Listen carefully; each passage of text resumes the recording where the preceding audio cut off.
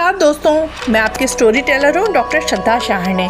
हर हफ्ते सुनो एक कहानी श्रृंखला में आज आपको सुदर्शन द्वारा लिखित कहानी साइकिल की सवारी सुना रही हूँ। सामान्यतः हम सुदर्शन को उनके मार्मिक कहानियों के लिए जानते हैं, लेकिन साइकिल की सवारी कहानी एक हास्य रस से ओतप्रोत कहानी है, जिसमें लेखक ने यह बताया है कि किस प्रकार बड़ी उम्र में साइकिल सीखने की उनकी इच्छा का किस प्रकार हश्र होता है।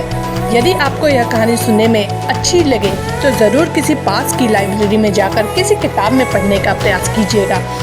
और आपसे यह भी निवेदन है कि मेरे चैनल को अधिक से अधिक सब्सक्राइब करें, कहानियों को अपने मित्रों को अधिक से अधिक शेयर करें और कहानी के अच्छे या बुरे लगने पर रिव्यूज़ कमेंट बॉक्स में ज़रूर डालें। भगवान ही जानता है कि जब मैं किसी को साइकिल की सवारी करते या हारमोनियम बजाते देखता हूँ तब मुझे अपने ऊपर कैसी दया आती है। सोचता हूँ भगवान ने ये दोनों विद्याएं भी खूब बनाई हैं। एक से समय बचता है, दूसरी से समय कटता है, मगर तमाशा देखिए, हमारे प्रारब्ध में कलयुग की ये दोनों विद्याएं नहीं लिखी गई। ना साइकिल चला सकते हैं, ना बाजा ही बजा सकते हैं।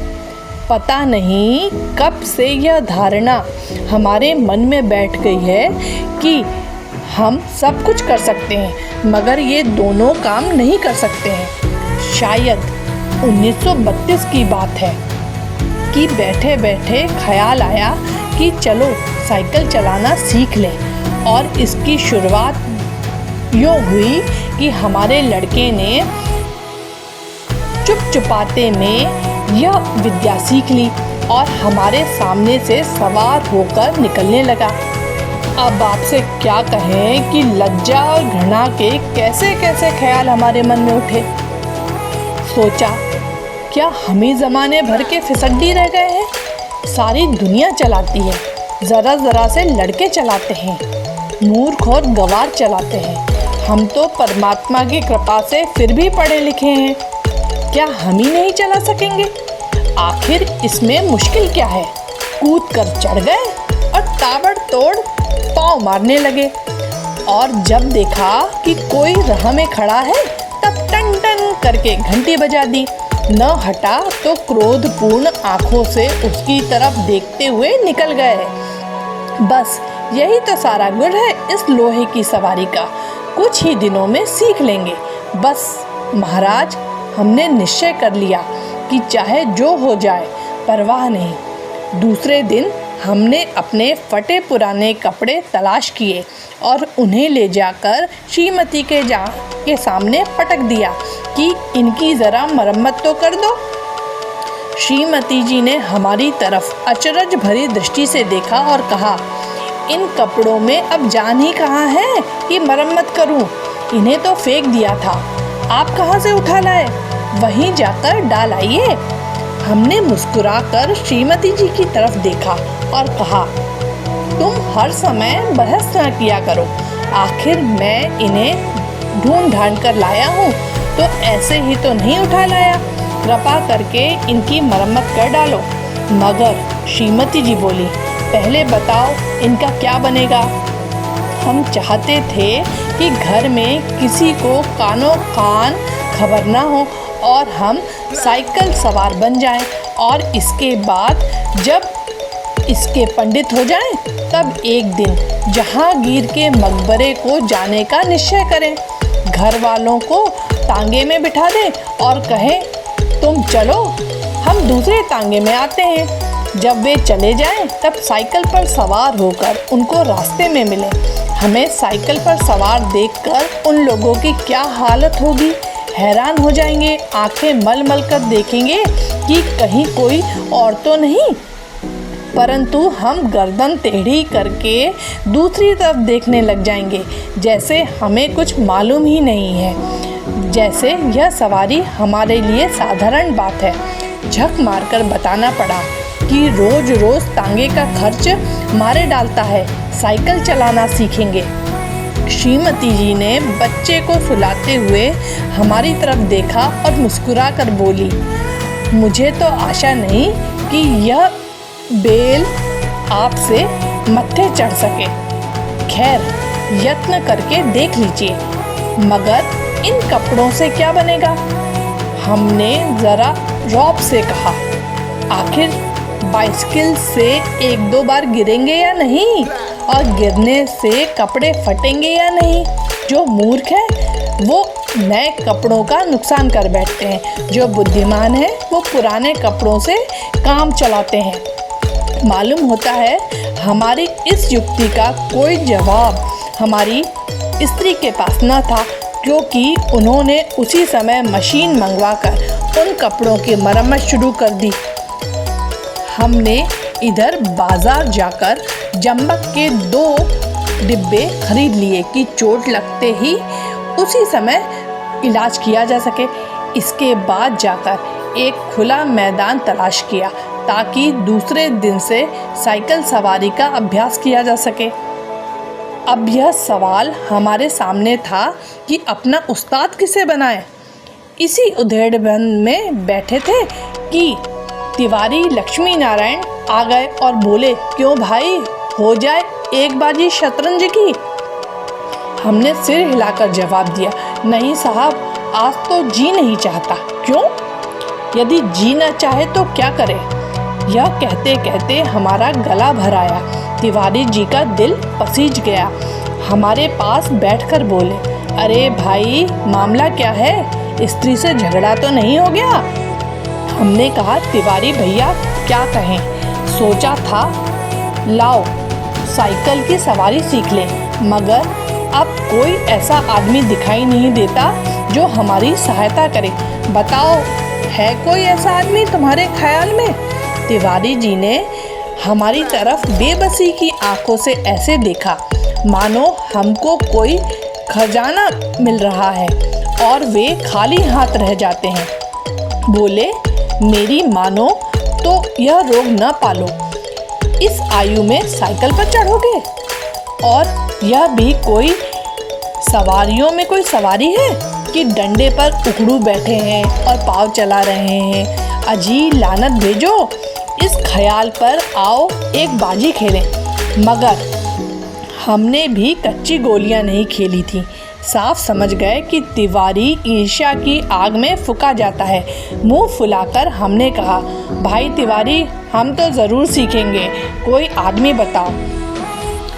आदमी तो है ऐसा एक, मगर वह मुफ्त में नहीं सिखाएगा, फीस लेगा। दे सकोगे? कितने दिन में सिखा देगा? यही 10-12 दिनों में।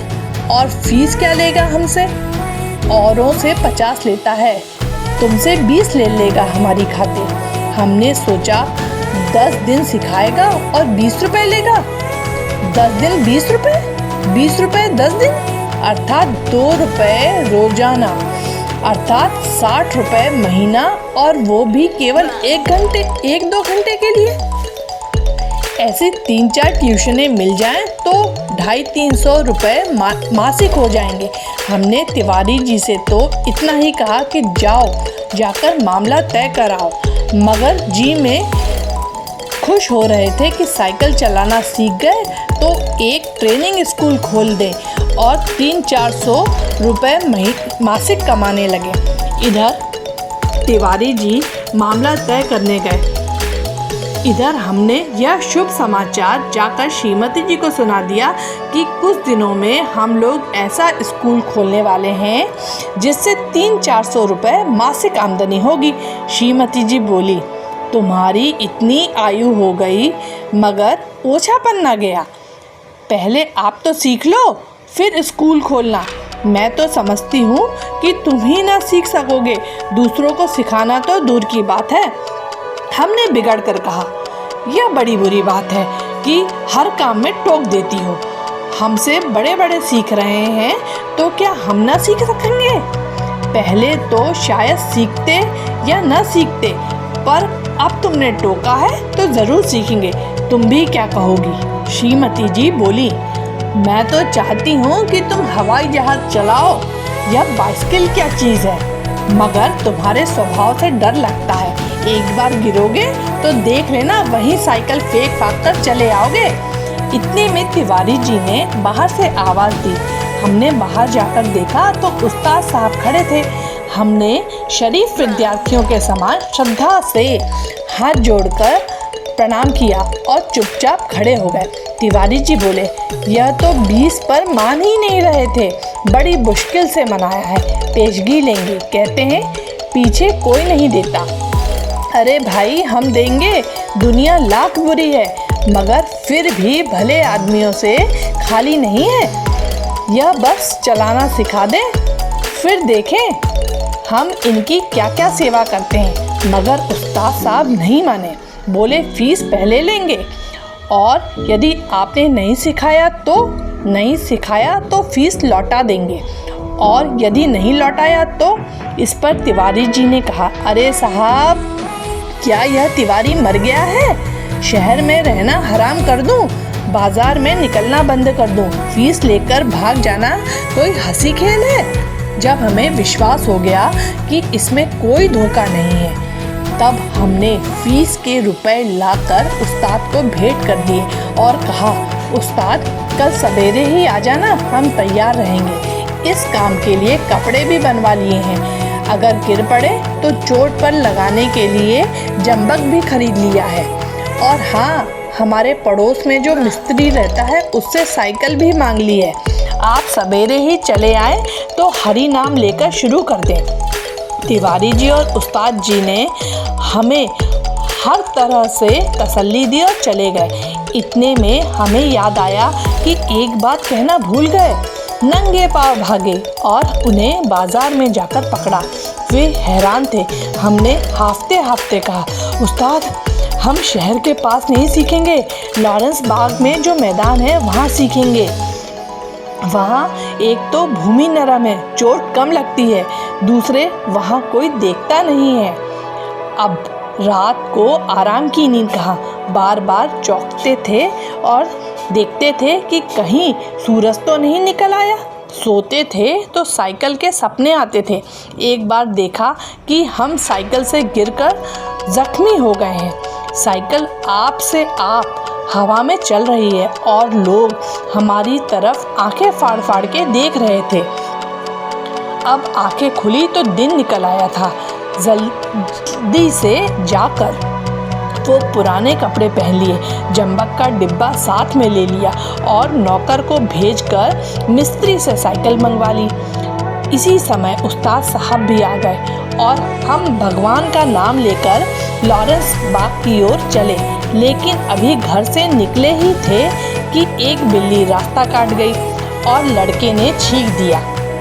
क्या कहें कि हमें कितना क्रोध आया उस नामुराद बिल्ली पर और उस शैतान लड़के पर, मगर क्या करते, दांत पीस कर रह गए। एक बार फिर भगवान का पावन नाम लिया और आगे बढ़े, पर बाजार में पहुंचकर देखते हैं कि हर आदमी हमारी तरफ देख रहा है और हंस रहा है। अब हम हैरान थे कि बात क्या है।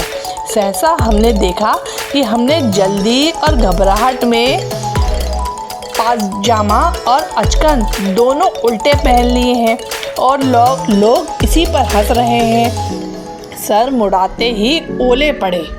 हमने उस्ताद से माफ़ी मांगी और घर लौट आए। अर्थात हमारा पहला दिन मुफ्त में गुजरा। दूसरे दिन फिर निकले। रास्ते में उस्ताद साहब बोले, मैं एक गिलास लस्सी पी लूँ, आप ज़रा साइकिल को थामिए। उस्ताद साहब लस्सी पीने लगे तो हमने साइकिल के पुर्जों की ऊपर नीचे परीक्षा शुरू कर दी। फिर कुछ जी में आया तो उसका हैंडल पकड़कर चलने लगे, मगर 2 ही कदम गए होंगे कि ऐसा मालूम हुआ जैसे साइकिल हमारे सीने पर चढ़ी आती है। इस समय हमारे सामने गंभीर प्रश्न यह था कि क्या करना चाहिए, युद्ध क्षेत्र में डटे रहे या हट जाएं। सोच विचार के बाद यही निश्चय हुआ कि यह लोहे का घोड़ा है, इसके सामने हम क्या चीज़ हैं। बड़े बड़े वीर योद्धा भी ठहर नहीं सकते। इसीलिए हमने साइकिल छोड़ दी और भगोड़े सिपाही बनकर मुड़ गए। पर दूसरे ही क्षण साइकिल पूरे जोर से हमारे पाँव पर गिर गई और हमारी राम दुहाई बाजार के एक सिरे से दूसरे सिरे तक गूंजने लगी। उस्ताद लस्सी छोड़कर दौड़े आए और अन्य दयावान लोग भी जमा हो गए। सबने मिलकर हमारा पाँव साइकिल से निकाला। भगवान के एक भक्त ने जंबक का डिब्बा भी उठाकर हमारे हाथ में दे दिया। दूसरे ने हमारी बगलों में हाथ डालकर हमें उठाया और सहानुभूति से पूछा, चोट तो नहीं आई? ज़रा 2-4 कदम चलिए, नहीं तो लहू जम जाएगा। इस तरह दूसरे दिन भी हम और हमारी साइकिल दोनों अपनी घर से थोड़ी दूर पर जख्मी हो गए। हम लंगड़ाते हुए घर लौट आए और साइकिल ठीक होने के लिए मिस्त्री के दुकान पर भेज दी। मगर हमारे वीर हृदय का साहस और धीरज तो देखिए, अब भी मैदान में डटे रहे। कई बार गिरे, कई बार शहीद हुए, घुटने तुड़वाए, कपड़े फड़वाए, पर क्या मजाल जो जी छूट जाए। 8-9 दिनों में साइकिल चलाना सीख गए थे, लेकिन अभी उस पर चढ़ना नहीं आता था। कोई परोपकारी पुरुष सहारा देकर चढ़ा देता तो फिर लिए जाते थे। हमारे आनंद की कोई सीमा न थी। सोचा मार लिया मैदान हमने। 2-4 दिन में पूरे मास्टर बन जाएंगे, इसके बाद प्रोफेसर, प्रिंसिपल, इसके बाद ट्रेनिंग कॉलेज, फिर 300-400 रुपये मासिक। तिवारी जी देखेंगे और ईर्ष्या से जलेंगे।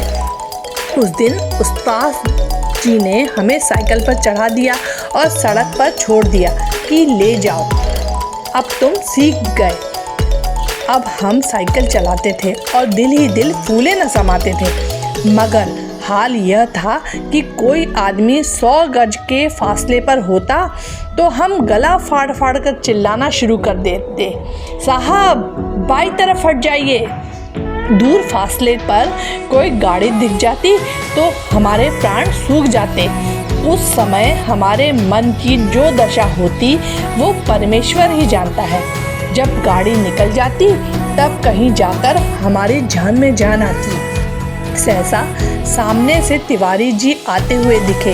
हमने उन्हें भी दूर से ही अल्टीमेटम दिया कि तिवारी जी बाई तरफ हो जाओ, वरना साइकिल तुम्हारे ऊपर चढ़ा देंगे। तिवारी जी ने अपनी छोटी छोटी आंखों से हमारी तरफ देखा और मुस्कुरा कर कहा, ज़रा एक बात तो सुनते जाओ। हमने एक बार हैंडल की तरफ, दूसरी बार तिवारी जी की तरफ देखकर कहा, इस समय बात सुन सकते हैं, देखते नहीं हो साइकिल पर सवार हैं। तिवारी जी बोले, तो क्या जो साइकिल चलाते हैं वो किसी की बात नहीं सुनते हैं? बड़ी ज़रूरी बात है, ज़रा उतर आओ। हमने लड़खड़ाती हुई साइकिल को संभालते हुए जवाब दिया, उतर आएंगे तो चढ़ाएगा कौन? अभी चलाना सीखा है, चढ़ना नहीं सीखा। तिवारी जी चिल्लाते ही रह गए। हम आगे निकल गए। इतने में सामने से एक तांगा आता दिखाई दिया। हमने उसे भी दूर से ही डांट दिया, बाई तरफ भाई, अभी नए चलाने वाले हैं। तांगा बाई तरफ हो गया। हम अपने रास्ते चले जा रहे थे। एकाएक पता नहीं घोड़ा भड़क उठा या तांगे वाले को शरारत सूझी, जो भी हो तांगा हमारे सामने आ गया। हमारे हाथ पांव फूल गए। ज़रा सा हैंडल घुमा देते तो हम दूसरी तरफ निकल जाते।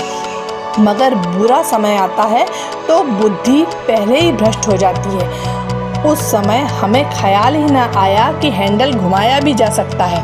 फिर क्या था, हम और हमारी साइकिल दोनों ही तांगे के नीचे आ गए और हम बेहोश हो गए। जब हम होश में आए तो हम अपने घर में थे और हमारी देह पर कितनी ही पट्टियां बंधी थी। हमें होश में देखकर श्रीमती जी ने कहा, क्यों, अब क्या हाल है? मैं कहती ना थी साइकिल चलाना ना सीखो। उस समय तो किसी की सुनते ही ना थे। हमने सोचा लाओ सारा इल्ज़ाम तिवारी जी पर लगा दें और आप साफ बच जाएं। बोले, यह सब तिवारी जी की शरारत है। श्रीमती जी ने मुस्कुराकर जवाब दिया, यह तो तुम उसको चकमा दो जो कुछ जानता ना हो। उस तांगे पर मैं ही तो बच्चों को लेकर घूमने निकली थी कि चलो सैर भी कराएंगे और तुम्हें साइकिल चलाते भी दिखाएंगे। हमने निरुत्तर होकर आंखें बंद कर ली। उस दिन के बाद फिर कभी हमने साइकिल को हाथ न लगाया। यदि आपको यह कहानी सुनने में अच्छी लगी हो तो ज़रूर इसे अपने मित्रों को शेयर करें। धन्यवाद।